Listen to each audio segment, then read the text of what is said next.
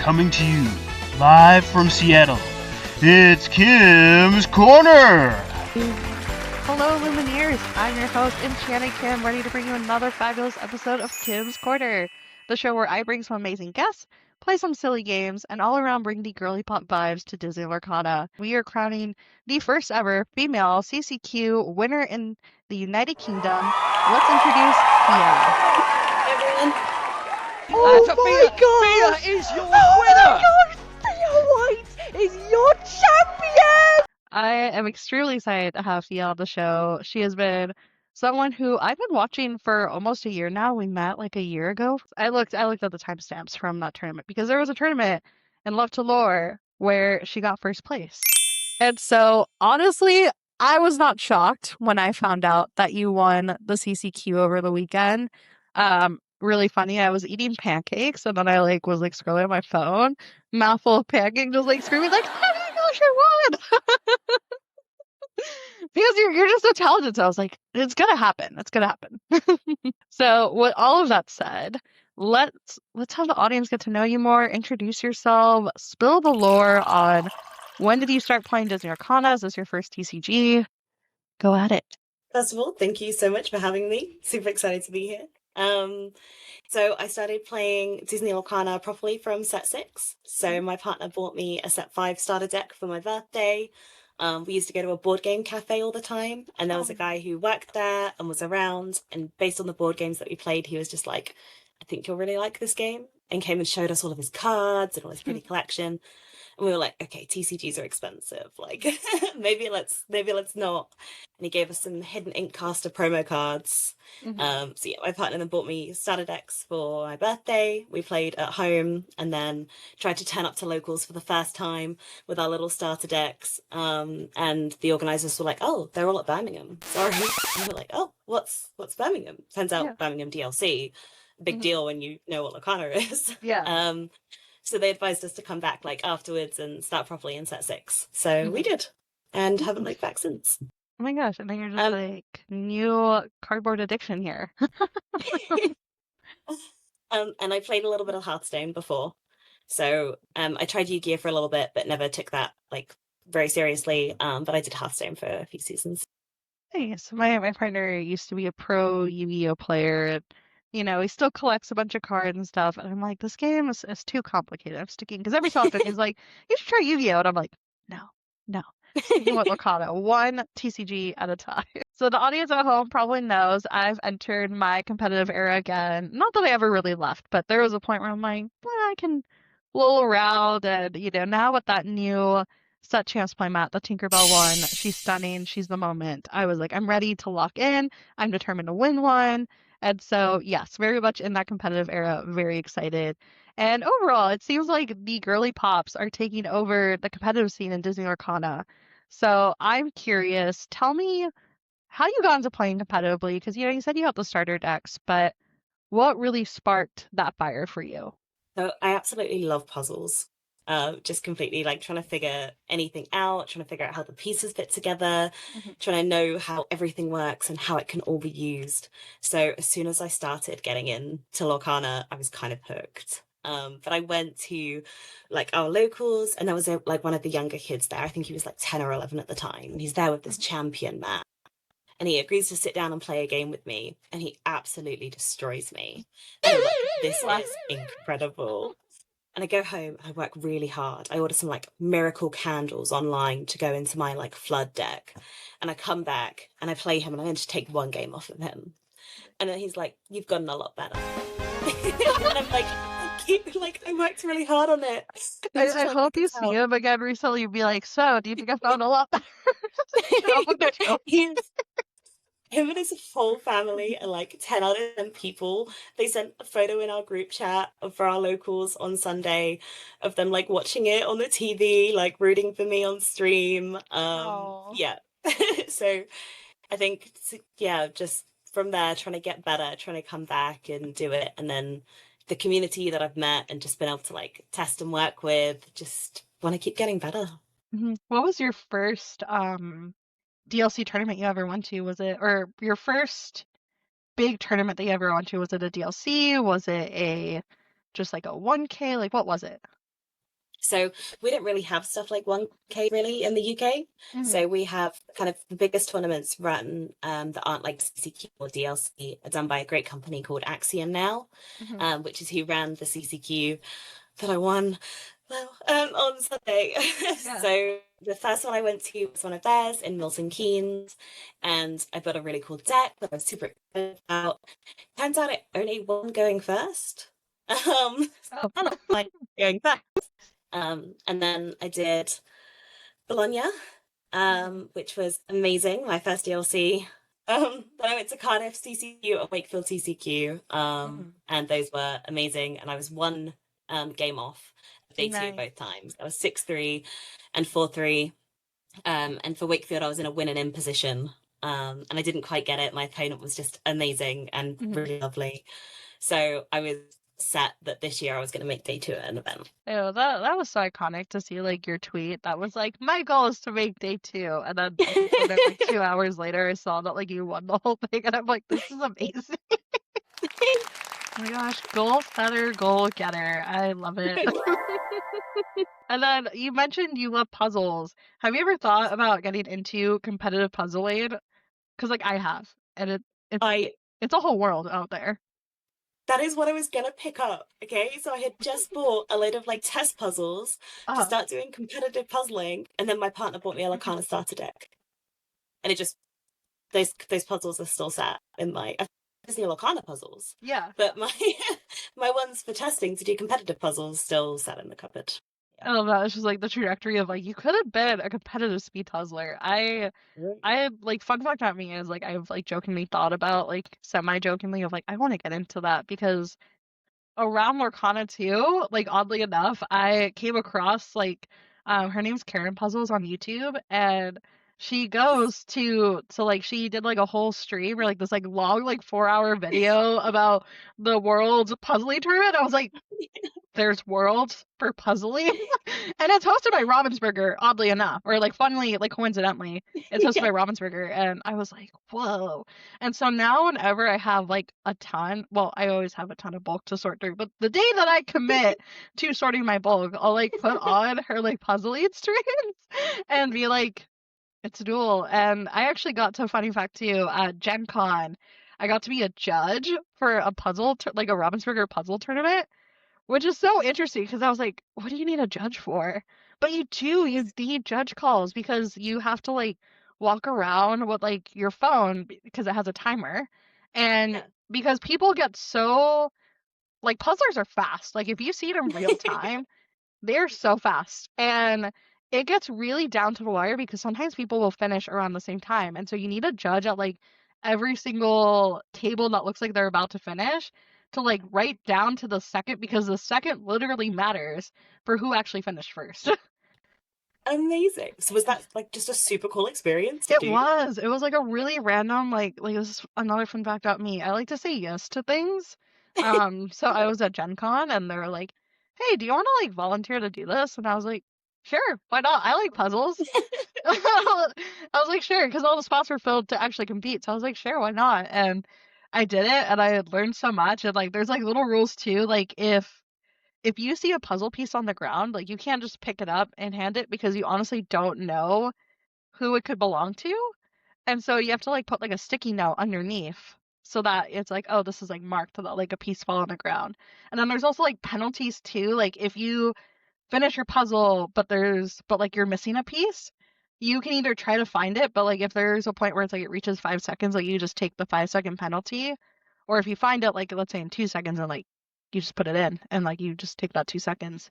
But I was like, wow, I didn't realize there were so many rules and like having judges cool. like for puzzles. I'm waiting for a Lorcana puzzle like speed round side event at a DLC. Yes. Well, and lots of puzzle competitions have partners. So, you know, if we're at the same one. Mm-hmm. Exactly. See, we got this. One day. Maybe if there's like a duos and then we happen to be at Worlds together and there's a side event, we're going to sign up together and we're going to compete in these Disney Lorcana puzzles. I'm ready. I think we'd smash it. I think so. What color of the ink puzzles though? What one would you want to do? Not amber. Amber, I think, is the most difficult. It's like too much white and yellow. Yeah. It's hard. I got to do one at Gen Con as like a content creator event. It was super fun. But oh my gosh, it was horrible to do. Like the event was fun. Ravensburger, please invite me back. Like the actual event and experience was so much fun, and I came in so confident because we were also I did like a mini vlog for anyone who's interested. But we got like it was a group of 4 of us, and we had a professional puzzler who, oddly enough, I knew who she was because I followed her through Karen's Puzzles social media. So I was like, this is a celebrity, and I was like, and I like to puzzle because she was like telling our team like strat because everyone was put in groups of 4, and like that was your team, and we had different content creators at each one. So like I had Mammoth Club and Rebecca Quest, and then this pro puzzler in my team. You know, we had like Lore Keepers in, and Garrick and JDZ on another one, and Limiteers was another one. And so I came with confident because she is like, you know, our pro puzzlers telling us tips and tricks, and I'm like, I know all of these, so like I'm ready. We were the worst team, theoretically. No. Like we didn't even finish our border. Did you have the most fun doing it though? I think so. I think I had a wonderful time. But There you go. but it was also just like, this is so difficult. Like our pro puzzler here was like, this is hard. Like she's like, I think this is one of the hardest puzzles I ever had to do because it's just so much yellow. Wow. Yellow and white. So I feel like if anything, I would really want to do amethyst because I feel like amethyst pops out a lot. Cool. Yeah. I don't know. Which one would Agreed. you choose? What's Amethyst too? Probably amethyst, yeah. Maybe ruby. I feel like ruby would be another good one too. Like the red is just super contrasting. Yeah, so I really enjoyed doing the red one. Oh, you did the red one already. Yeah, so after I had wrist surgery, I couldn't do very much. So a friend came over and we just puzzled and watched bad TV, and it was amazing. That sounds like the best night ever. Yeah. So overall, you know, super exciting that you won the CCQ, and it is so amazing that you have this accomplishment. But even more so, it's just like the representation is so amazing, especially for marginalized genders. I think overall season 2, we've hit a lot of new milestones recently in the marginalized gender community with more representation, which is super exciting. Like even going to DLCs, I've noticed for me personally, or just big tournaments, it no longer feels like I'm the only woman at this tournament. Like it feels like we're starting to get closer to a 30-40% representation. I'm like, yes, I love it.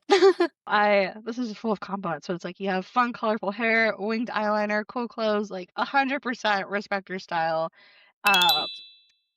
And so let's talk a bit about how does it feel to be one of the first women in general to win a CCQ, and I'm the first one in the UK. First of all, just like overwhelmed, thankful. It hasn't really sunk in. Like it comes in bits that it's sunk in.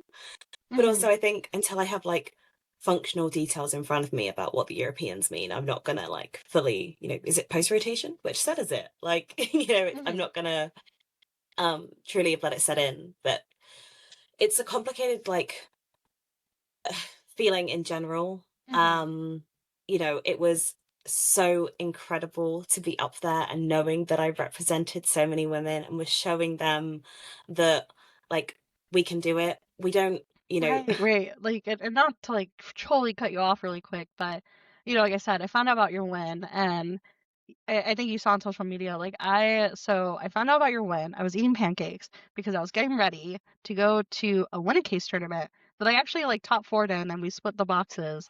But I saw that like you were playing Amethyst Steel, and to me like right away I was, because like I'm an anxious girl. I get anxious going to tournaments all the time, and Yeah. I almost didn't go. I was almost like, I don't know if I feel good.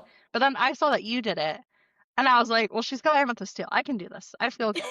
And it motivated me. So low-key, my win is also your win. Thanks for the box. Congratulations. Thank like you. genuinely, those games it could be so amazing. Well done. Right. And so I'm sure I'm not the only one that you've like inspired lately. And, you know, to even add more context to this question, like DLC Ghent is coming up not this weekend, but the following one, I believe. Yeah.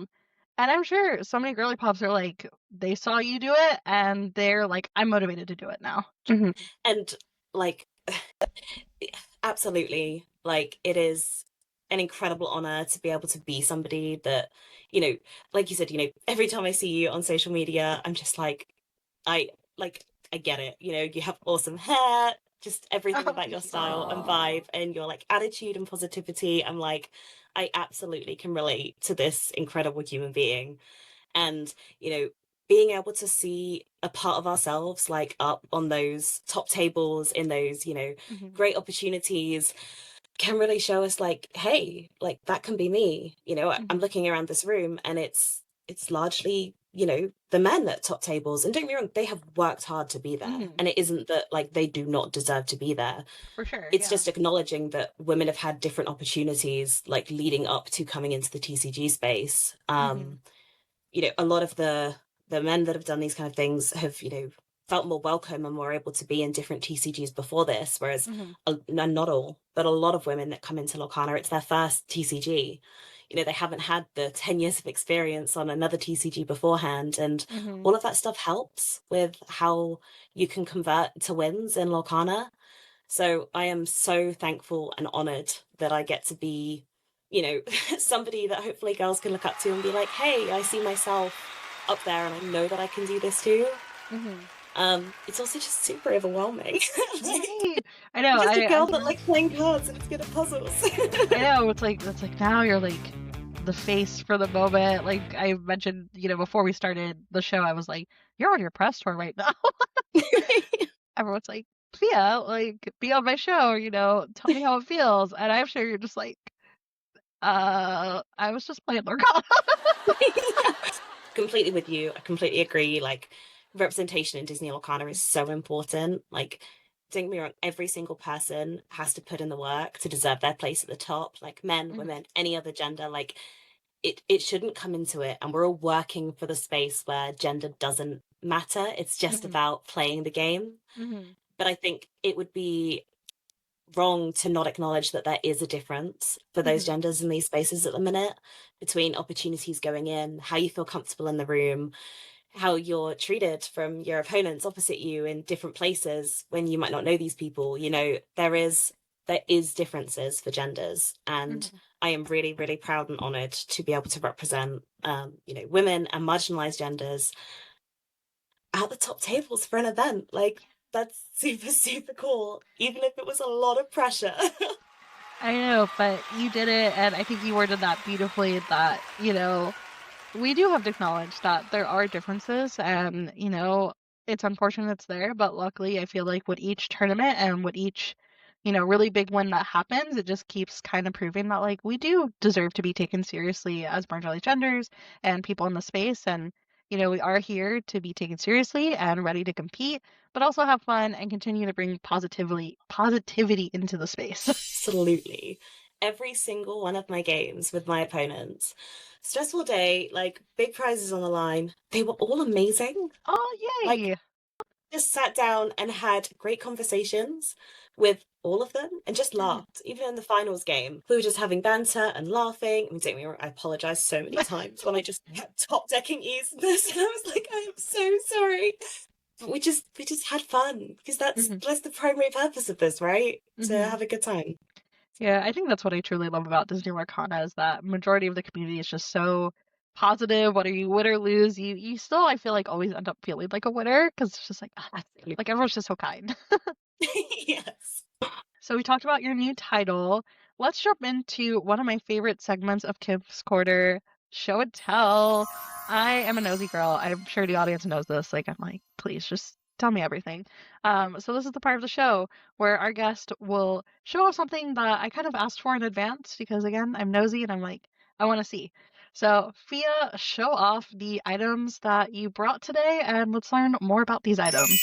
So I will start with my beautiful, pretty promo cards that I got as part of my prizing for this weekend. And these are not ones that I owned, so very happy to get to add them to the binder if I can dare to take them out of there. Top loaders. Yes, thank you. The word completely escaped me there. And then in addition to my wonderful promos, I got some beautiful other prizes from Axiom this weekend. So I don't know if you've seen these before. I do. I have those. I actually have them. Oh, nice. So pretty. They are. I don't know if I ever will play with them because I'm like, I don't know. I'm a little bit of a goblin where some things I'm like, I don't know. It's weird. Like Enchanted, throw them in my deck. Like, whatever, throw them in my deck. I don't care to like resell them, whatever. Playmats, I don't care if they're collectible. Like, I will play on it. Playmats are meant to be played, but I don't know what it is about sleeves that like.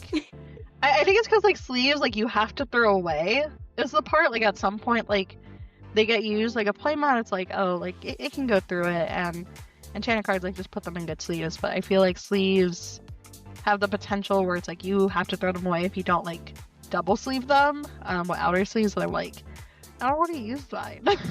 Yeah. I struggle with shuffling. So I'm dyspraxic. So shuffling is a really hard skill for me anyway. And then I've just had a long-standing wrist injury and just had wrist surgery in January to try and fix some of the damage there. Mm-hmm. So in summary, I cannot put outer sleeves on my sleeves because I will never shuffle my deck. And my poor opponents, because I like always try to have them shuffle my deck before I go because I know it's just like I do a damn good job. I just always end up flashing them my cards. So I'm like, please just shuffle for your own peace of mind here. I would never get to do any shuffling for my own deck. So I'm with you. But I do think that playmats should be framed and for the beautiful artwork. But no judgment for playing with them. Okay. Fair enough. But then the question is, are you gonna play with those sleeves or are you gonna like keep them in your collection? Undecided for now. Okay. Yeah. They're really pretty though. I will admit they're super pretty. I got to add a beautiful new 2025 convention mat to my collection, which I have actually donated to Lorcana Girlies, which is a community here in the UK for women and marginalised genders to just support each other and play. So it goes a long way when we get to do our own tournaments with prizes and stuff. It really helps kind of raise the stakes and make sure we're all putting on our A game. Perfect. And I'll leave that in the description for anyone in the UK and Ireland area who wants to join. And then my beautiful little trophy. I don't know if you can see it, but I'll send you some photos if you want to include them. And then the thing that I think I was very happy about, my invite to European Continentals and some help from Axion for my cost of getting there. So very, very thankful to them for that. That's awesome. That helps like pay for the cost to get there too. Makes a big difference for being able to afford to do it. Those are my beautiful prizes, but then there's two other things that we discussed me bringing to show you.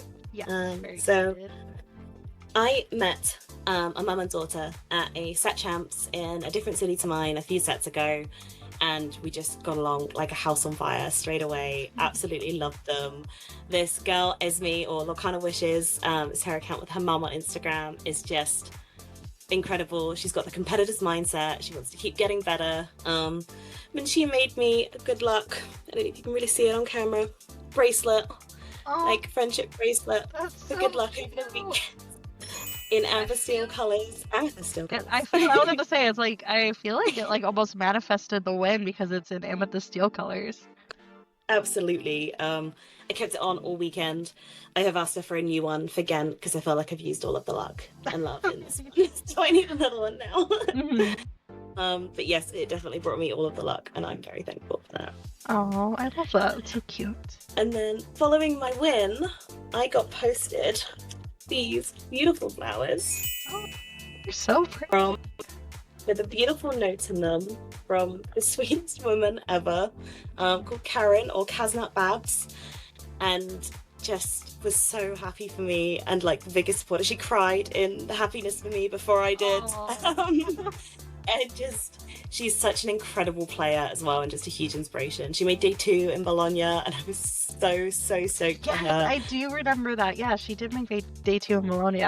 She worked so hard for it and then she was just so happy to get to like return the joy and celebration for me this weekend, along with all of the other girls. But yeah, it was just...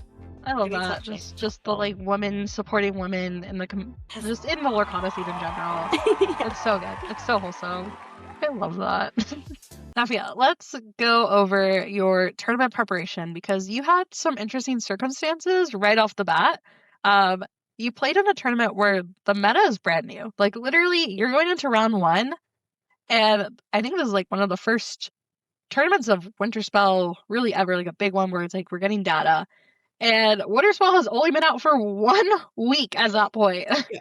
So walk me through, how did you prepare for this tournament? How did you pick this deck? I think the question I'm most nosy about is, how did you secure all your cards? Because even me opening some product, I still had to borrow cards for Yeah. the case tournament I went to. So tell me all about it. So I was absolutely following everybody who was revealing cards every time a card was announced, and especially thankfully when they came on the app. I played played Amethyst Steel last set, so already Oh knew my gosh, like pretty same. well kind of the core, how it played, and then anytime a card came out that I was interested in, I was just like, great, heart on the Lorcana app. Like, yes, I want to test this, I want to think about it. Mhm. We proxied up cards like as soon as they were announced. So just like printed them off or wrote them out, added them into the deck and kind of see how it played, how it worked. Yeah. So like I was super excited for the John Smith. I thought that was going to be a really cool addition. It didn't work out for me. I'd love to see a list where somebody makes it work. But it just felt really clunky as a 5-drop uninkable. Yeah. But being able to play around with that was really cool. And then mainly like for the answer for the other two questions really of like the community. Yeah. Like I am so fortunate to know so many incredible people in this game that, you know, we had testing groups going. It was like, right, I need to run like this deck into this deck. And I think what some people like, where I look at practice a little bit differently than I've heard like maybe some of my friends talk about practice, is like sitting on a ladder and just like playing loads and loads of games is incredible and great and takes dedication and is hard and everything else. It isn't necessarily like practice or testing. You can't pick what you're going into. You can't pick your matchups. If you know you struggle with a specific matchup, how many games have you got to wait before you get to like play that matchup again? Yeah. Being able to like sit there with a friend who runs that deck or who's really good at that deck and just be able to like play into that matchup 12, 15, 20 times and then being like, okay, cool, for these 3 games, I'm going to try a completely different strategy to see if that works. And just see how it goes. And obviously that's hard when their deck is developing too and when the meta's developing, so it has to keep going around and around. But yeah, just a lot of hours of practice with really good friends and really good players. Right. Yeah, and I And then feel like that too, because it sounds like, you know, I feel like this is something that happens with some Illumineers when they're playtesting, as I feel like they focus a lot on, oh, I just like they feel good if they're winning, which like obviously like you feel great when you're winning. But I've noticed recently, like getting into this competitive era, that I have to be okay with losing and like you said, testing out different strategies, like being okay that like, hey, I test out these different strategies and like if I lose, it's fine. It doesn't mean that I'm a bad player. It's just getting data. yeah, and it's taking the lesson from that and learning from that. You know, between day 1 and day 2 of this tournament, I was very fortunate to be staying in a house with a team with Team Invasion. They included me and my partner with them, which was really lovely. And one of their players, Kieran, otherwise known as Voidrix, is exceptional and really good at green blue, which was my one loss on day 1. And I really wanted to prep in case I saw it again on day 2. Thank goodness I did, because that was my finals game. Yeah, I was about to say, I was like, I think this sounds familiar. He beat me 10 to 12 times between Saturday night and Sunday when I played on that deck until I got it. Because I was just like, I just need to like know all of these different lines, know what happens when I do them, and figure out which pieces he was missing to know when I could like really go in and go for it, because he wasn't going to be able to interrupt me. And yeah, just really valuable to like have that information and know it. You know, borrowed a deck from somebody else that was in the team so that he could play that into me, and it really was like everybody pulling together to help me practice. As it was the same for getting all of the cards together. My chase card this set was Angel. I thought as soon as I read it, I was like, this is going in my deck. Like hands down, this is going in my deck. It's such a good card. I opened a case with my partner and we pulled 1. So you're like, what am I supposed to do? Yeah. So I and my friends managed to pull 2, so I was like, okay, cool. I'm running 3 angels. I did manage to get more. In the end, I managed to like trade some epics for one with somebody from our community, which was really cool. But yeah, so that was how we got it. Perfect. And that leads all into, let's talk about the deck list. Because yes, we are competitive girlies here and we are good at top meta. And I'm excited, like I said, I've been playing Amethyst Steel. I played it last set and then that's what I brought to this tournament. I think that's going to be, or the case tournament that I went to. I'm pretty sure Amethyst Steel is just the deck that I'm going to stick with. As you can tell, I really love purple, so I don't see myself switching out of it. And I feel like we have pretty similar playstyles too, so I'm very excited to get into your head here of like why you chose the deck you did, and specifically certain ratios and putting certain cards. Because I sent you, and I'll put it up on the screen for the audience at home, like our two deck lists so we can compare and contrast. Overall, what was your this is why I'm choosing Amethyst Steel for the specific tournament? So I really loved Amethyst Steel last set and had a really good time on it. But I did start this set going, I really want to try Blurple. So I did, but I really just can't get behind the Alter 7 if you don't hit ramp.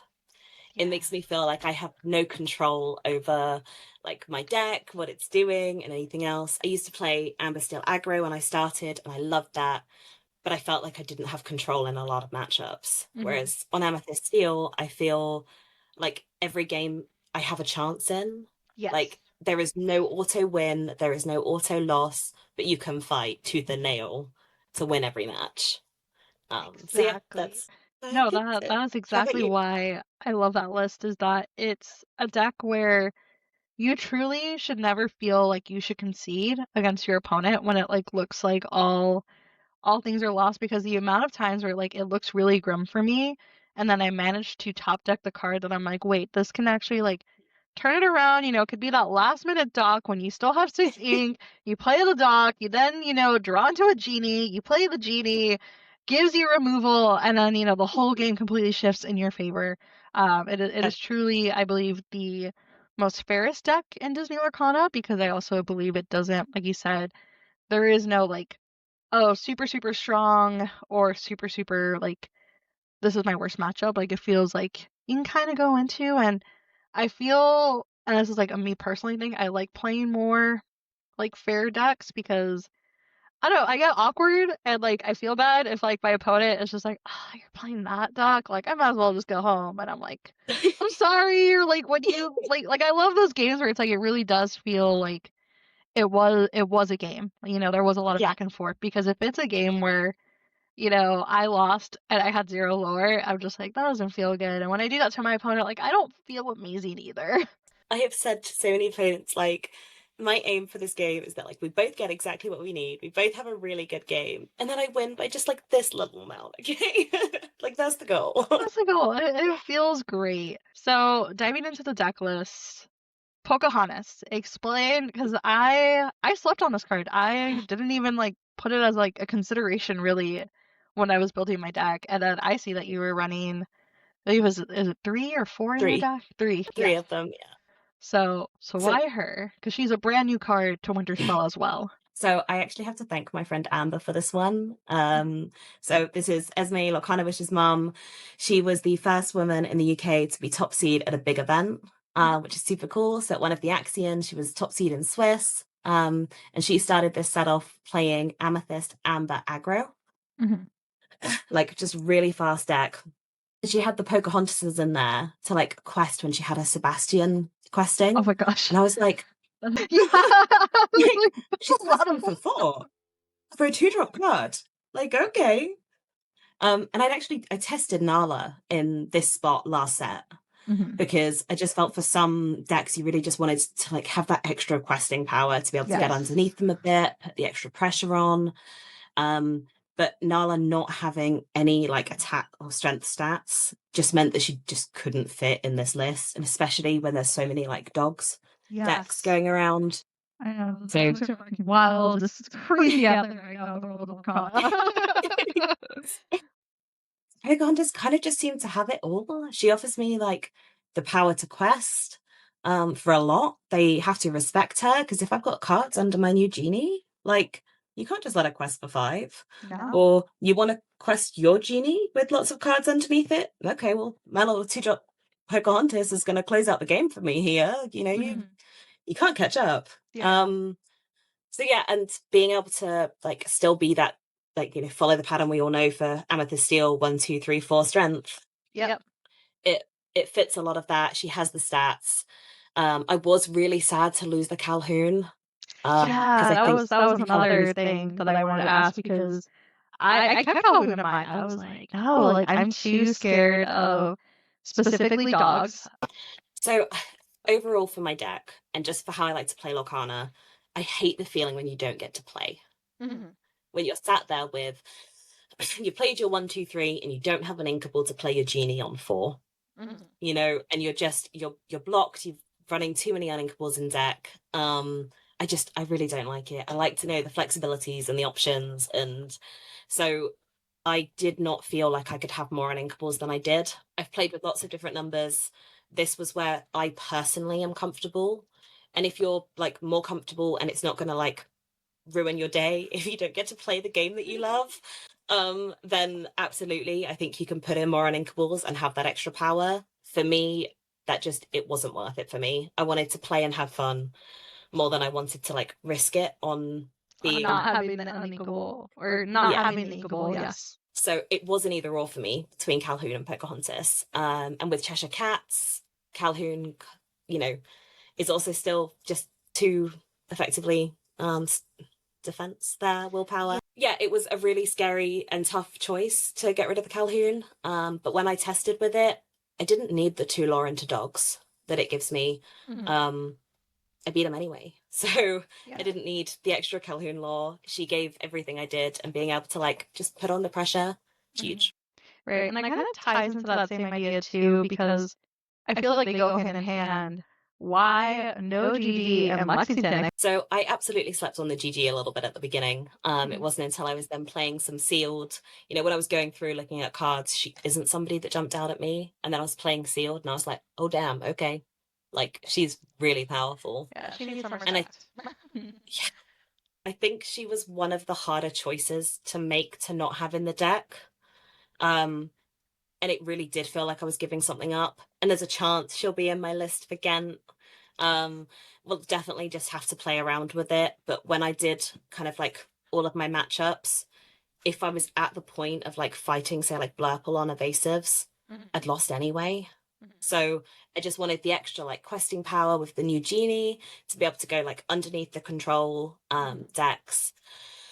And yeah, it was really scary to know that I didn't have her the first few times I played it. But after, I think, 10 days, 2 weeks of being kind of like on this deck, it was just, you know, what you need instead. Yeah. Which leads into my other one that I'm like so interested to talk about is Benja, the item removal. We need item removal, and I threw in one, you threw in 2. Let's talk about it. Why Benjas? So for item removal in Amethyst Steel, you've kind of got Benja or Pluto.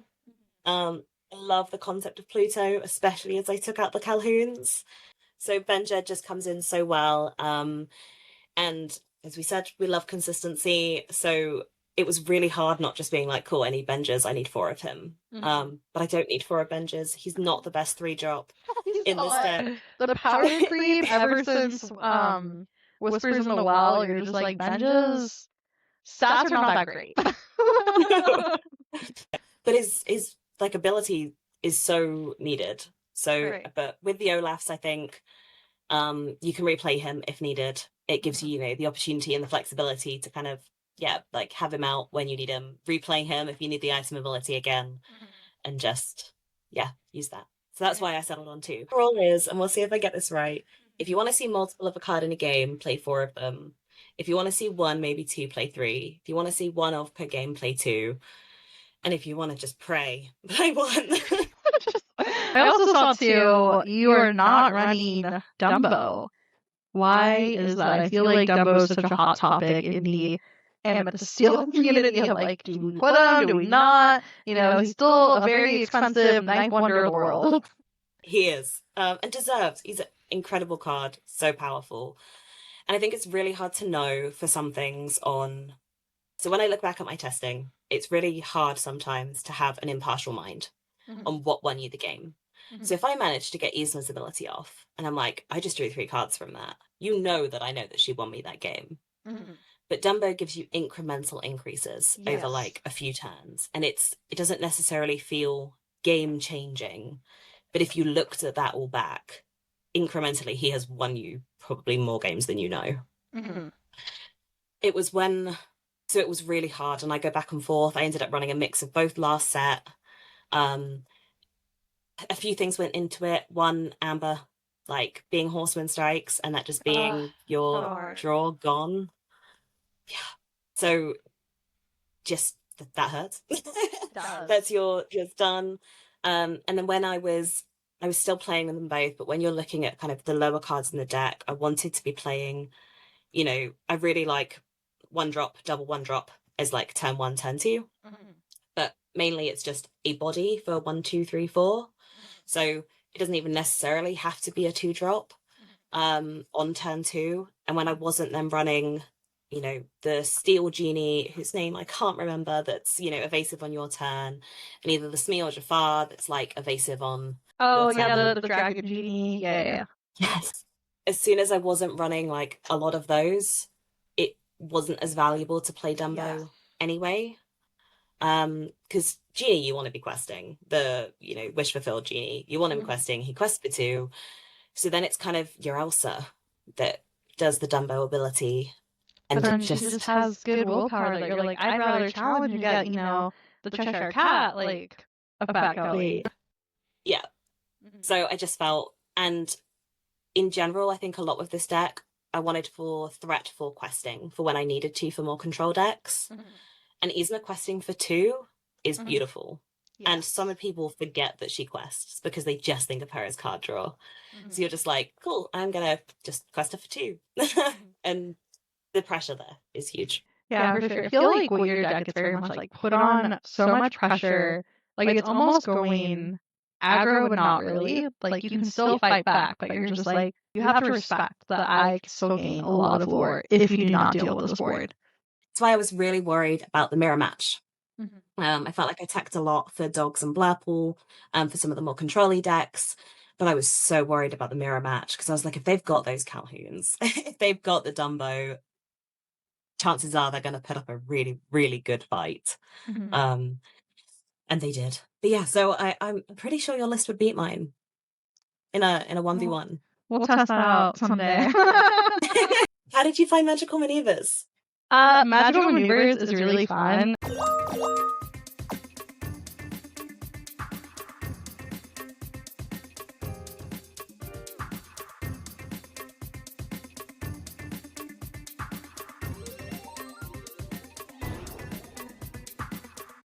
And then you like get the card draw from Bouncing Cat. It's wonderful. No. Were you looking at other potential options to throw into this deck? I know people have been talking about the new Tigger, the one that has the bounce ability. What are you thinking? So the new Tigger and the new Sven, I think are standout cards. So I didn't have as much chance to test the Tigger as I would have liked to, but I rely quite heavily on my Olafs. So I think I get quite a lot of value with some of the bouncing stuff already. But the new Sven I think is great. It's just he's uninkable. I know. And I even tried for a minute taking out the Genie Wish Fulfilled to be like, okay, does he go in here instead? I like to justify every card in my deck and know why it's in there. Genie Wish Fulfilled could not come out. He was a requirement. So He is. I think he's a standard. He has to be in the deck. They're definitely ones that I will be playing around with once I have a better guess of what I think the room is going to look like for Ghent. I think those cards that will definitely come in and out of lists based on what you're expecting the meta to be.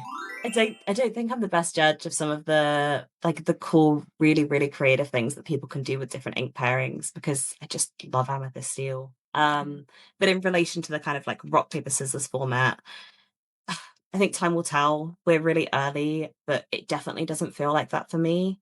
And maybe I'm just, sat in my little Pebble Steel bubble over here. Knowing that no matchup is completely a losing matchup for me. But I just think if we don't have to always think about like the decks the way that they've been done last set and which cards just add to it. Like we can change play styles hugely. I felt like the way I played Amethyst Steel this time was really different than I played it before, because this is what worked in this meta. And I saw such a wide different range of like decks over my run at Leicester. I only saw one duplicate on day one, which was 2 purple steels. Every other like deck that I played was different. Oh wow, yeah. And I made it work. And I don't think that means that purple steel's like the best like color pairing in the set or anything like that. Right. I mean, you knew your deck, so I think you were doing well regardless. The deck helps though, right? So yeah, I'm so excited to see, but I just want people to love the decks that they make, have fun with it, and know that luck comes into this, right? Like it does. 100%.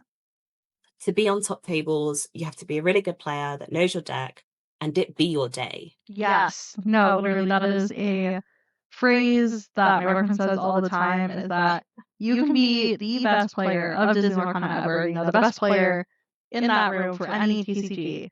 But if it's not your day, you're not going to see the cards you want. You're going to brick. Your deck's just not going to do. Versus, like, if it's your day and you are feeling great, then you're unstoppable. Absolutely. Like, you have, yes, everybody can get lucky, but you have to know how to utilize that luck. So it isn't like diminishing the skill or the time or the effort that it takes to get there. Just acknowledging the fact, you know, I might have run all the percentages on what I thought I was going to draw when I made plays. I still could have top tracked 4 1-drops in a row. You know, you just don't know. So I think the number one thing is to love your deck, to have fun with it. And then even if it's not your day, you're still having fun. Fun disclaimer, in case I don't make this earlier, but I had fun. It wasn't fun. I'm calling it fun to feel better. Audio issues. So that's why I have a different outfit and makeup.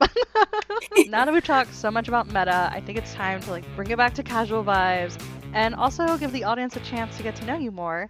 So I have this new game called Would You Rather, where I'm going to ask just would you rather questions. Are you ready, Fia? I'm ready. All right. So starting off strong, princesses or villains? Princesses. All right. Would you rather record a song with Rockstar Lilo or Rockstar Stitch? Rockstar Lilo, hands down. Yeah. No debate. Yeah. I think she would kill it on drums, but you know, maybe Stitch would go pretty crazy on guitar. We saw him in the movie. I'm sure he really, really would. I just really love the female rockstar vibe. Like, what can I say? I really think it's gonna be just like the ultimate like punk rock band. I can see it now. Yes. It'd be great. I almost cosplayed as her for day 2 of the CCQ, Ooh. but I could not like get a red shirt in time. But it's on my list. I will be cosplaying her at some point. Are we gonna see it in Get? Question mark? No. No. Okay. No. Too much stuff to take to Ghent. I don't have space. Fair enough. All right. Would you rather pull the Moana or the Pocahontas iconic? Pocahontas iconic. Yeah, she's one of my favorite princesses. I just love her. So Moana's incredible too, but like from childhood, you know. Would you rather play Infinity or Core Constructed? Core Constructed. Would you rather have a cute playmat or cute sleeves? Cute playmat. I could agree. I could see myself being like cute playmat all the way. I've foiled mine and they just look so pretty. Oh, gosh, I love foiled playmats. Did you get the new Fabled playmat or no? No. They didn't even give it to you at the CCQ? I feel like Nope. you were robbed. So this has been a hot topic in the Disney Lorcana community when it comes to pull rates. Would you rather open a case guaranteeing you got your Chase Enchanted, or a case that had a playset of the legendary cards you needed? Legendary cards I needed. Yeah. That's a really, really hard call. But yeah, I'm a player first, a collector second. Got it. I feel like this is fun for Amethyst Steel, or for being someone who plays a lot of Amethyst Steel. Would you rather play cards with on-play abilities, or cards with when-leaves play abilities? On play abilities. Yeah, I think that's a tough one, a really tough one. But yeah, I'm more in control of when it's played, whereas my opponent is also in control with when it leaves. So on play. I feel like I like on play because I like instant like gratification. Like playing Genie on 4, I was like, yes, give me the card right away, versus like with Dumbo, it's not a leave ability, but it's kind of similar where Yeah. it's like, oh, like there's time that takes it, and I'm impatient. But you know, we can just, if we get back to infinity, then you can have both Yes. with all the Merlin. So I miss Can that be my answer? Bounce. Olaf is just not the same. he tries really hard. He tries really hard. Would you rather play a deck full of items or a deck full of locations? Locations. Yeah. One day. Well, there was a really cool one that I saw from the Melbourne list. I haven't had a chance to try it yet, but it's on my list to try. Yes, I believe it was Amethyst Steel that made it to top 8. It looked really fun. Mhm. I feel like I know the answer to this one, but would you rather play with or not play with enchanted and special promo cards? I would rather play with normal cards than enchanted and special cards. All of my really pretty ones go like in frames around or on my desk, or I sell them to buy more legendaries of the cards I need. Yeah. Fair. Couldn't be me. I'm like, Enchanted Kim has to play with the enchanted in the deck. I don't know if you ever saw, it was last year, over the summer, I went to, it was before CCQs existed. But I went to this really large tournament in California, and it was the first time that because it was the first time I ever played on stream, and it was the first time I ever got to show off, like, why I have the nickname Enchanted Kim, because I had a fully blinged out Princess Amber Steel deck that did pretty well. On I stream. remember seeing a photo of it. Yeah. And Yeah, people I were think just it's so like, cool. no way, you have those? And I was like, I do, and I'm going to play with them. I mean, they're there to be played, They're right? there. I say that I don't, though. I do have one shiny Cheshire Cat in my deck because I'm obsessed with the shine on the boost cards. Oh my And gosh, I yes. played a really lovely competitor at Wakefield CCQ, and I was talking about how much I love the shiny boosts. And he was just like, oh, do you want one? And I was like, no, it's okay. Like, I'll get one. Like, they're expensive. He was like, oh, no, I run a card shop. It's fine. And just traded a shiny Cheshire Cat for a normal one. It made my whole day. That's amazing. I love the Whispers, and I wish it wasn't just limited to Whispers in the Well, because the new boosts don't have the special one. I'm like, no, all of them should. Agreed. So we know that I am trying to make, this is not a would you rather question, but I'm just nosy. I always try to make Glass Slipper meta, because it's my favorite item, and it deserves more respect. One of these days, it will make it into a top 16 on a DLC. I'm manifesting. Which off-meta card are you constantly trying to make work? Maleficent stuff, hands down. I just think it's such a cool card, such a cool like ability. One day, probably in Infinity, I will make that card work. Ruby is an ink color that struggles to successfully be paired with a lot of inks. Unlike Amethyst, Amethyst just goes with everything. Would you rather play Ruby Steel or Ruby Emerald? Ruby Steel. I just love the Mushu card. So Which is so cute. If it didn't have dual inks, I think that card would have been super playable in either Steel or Ruby.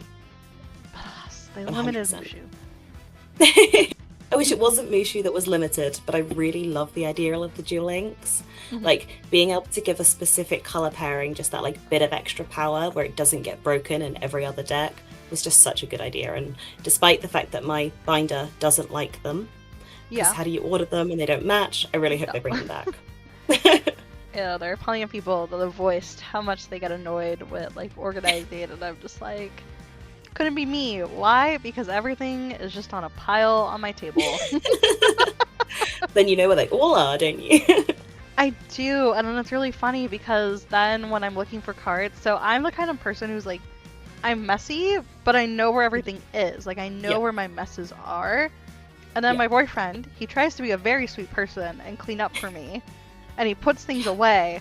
And I'm just like, where's this card? And he's like, I put it away in, like, a trope box. And I'm like, but which trope box? And he's like, I don't remember. It's just in a trope box. And I was like, this is why you don't touch my stuff, because I know where my piles are. Yes.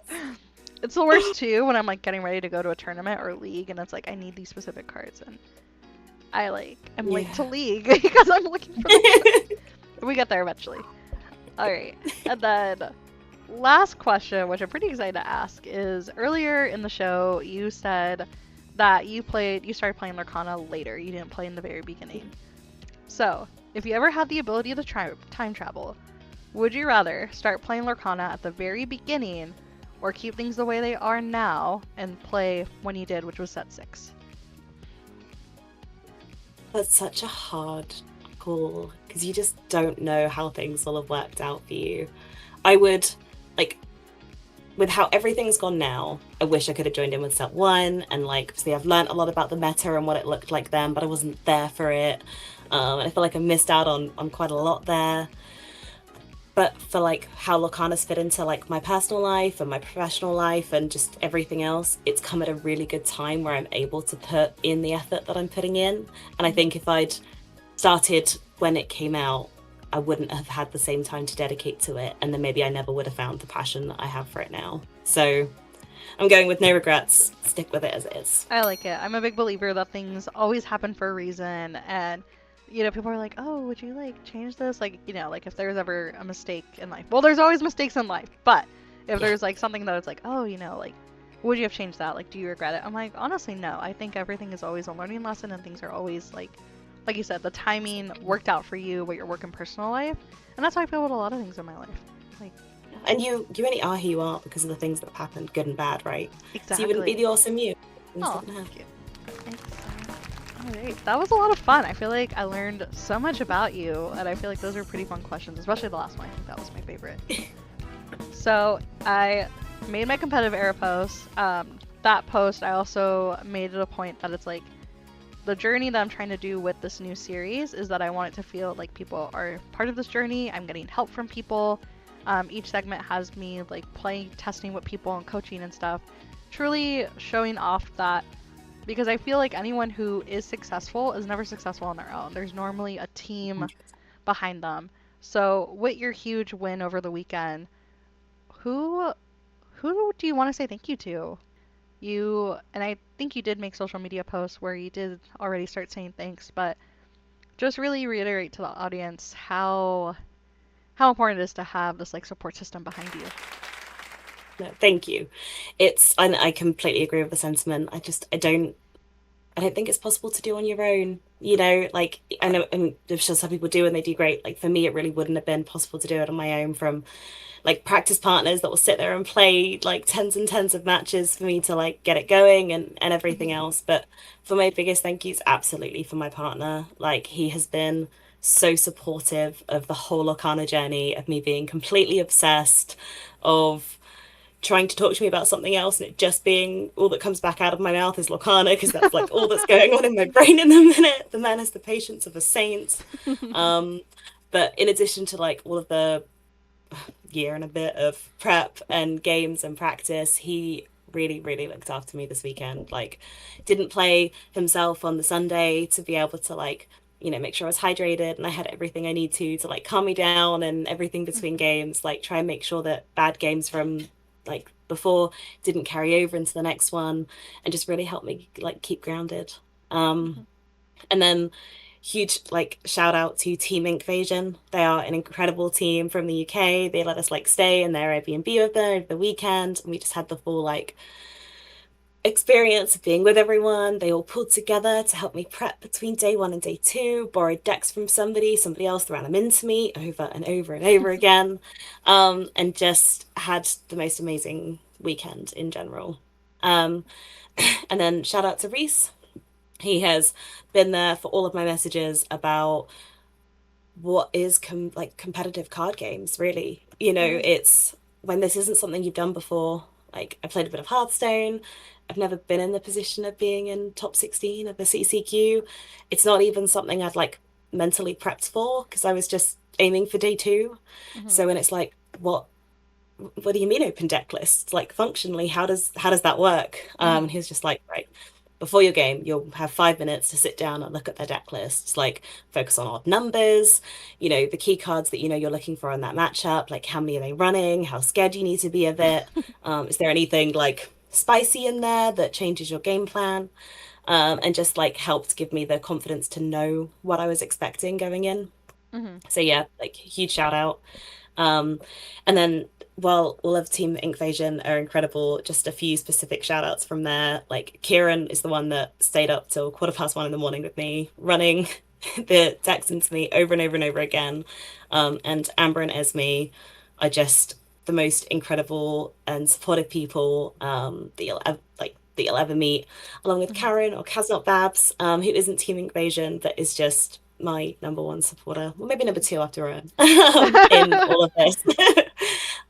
So yeah, lots of thank yous. But so many people, and so many more people than all of that, like, deserve so much credit for this, between lending me cards from my deck to go and prepping in advance, or giving me my like first deck to be able to take to set champs, because we just owned none of the cards, and our like whole locals like pulled together to just basically lend us the cards for our decks. And we never would have got to see what it was like if we'd had to pay out like quite a lot of money for some key cards at the minute. I ran Diggy Hole, so Rapunzel's were a lot of money. Yeah. Diggy Hole, that's a throwback. Yeah. If they hadn't been so just welcoming and accepting to hand over hundreds of pounds worth of cards to people they hardly knew. So yeah, like, shout out to all of them. Wonderful. Lastly, you already hit your goal that you said that you wanted to achieve for the year, which was day 2. You smashed that and won a CCQ. So what are your goals going forward? Whether it's like super competitive or just in general within the Disney Lorcana community, and what can we look out for what is Fia up to? So I think one of the things that I respect like most about, especially like certain players in the community that I really look up to, like Atlantis, is just her absolute consistency.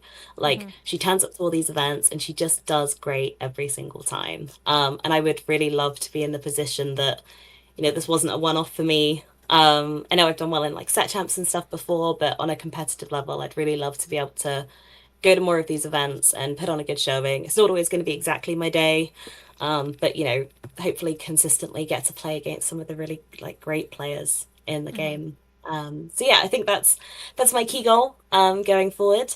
I'm going to Ghent, and we'll see if I can get Dortmund tickets on Saturday. Yeah, and I've hardly played Infinity since it came out. I've just been so locked in on core, so it'll be really fun to get to like explore a whole different meta and see what's going on and all of that. And yeah, the place you can follow along is I am Miss Lorcana on Instagram and Miss Lorcana UK on Twitter. Wonderful. And with that, Illumineers, that is the end of our show. I'm your host, Enchanted Kim, and thank you so much for joining in on this episode of Kim's Corner. I'll see you at the next show. Thank you so much for having me.